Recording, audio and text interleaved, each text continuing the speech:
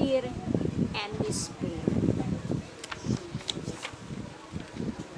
Ang mga sakunang ito ay dadating upa sa mundo katulad ng isang flash ng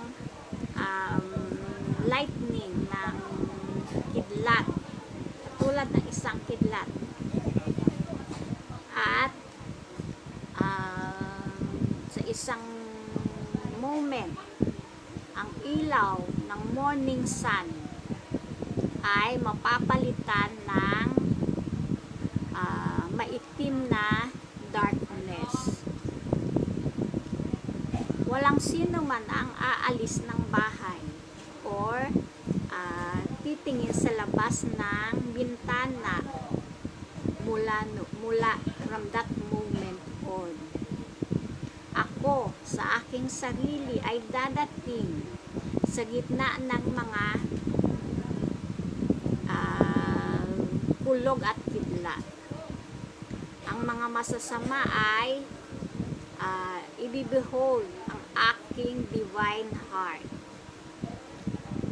At magkakaroon ng malaking confusion dahil sa napakadilim na darkness, nakadiliman na babalot sa mundo. At marami ang mamamatay mula sa takot at despair.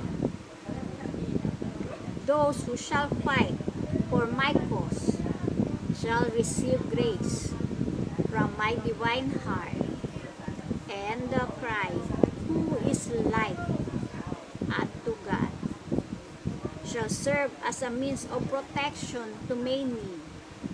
However, many shall burn in the open fields like withered grass. The godless shall be annihilated, so that afterwards the just shall be able to stand afresh. Ang mga lalaban para sa aking cause ay makakatanggap ng biyaya mula sa aking divine heart, sa aking puso.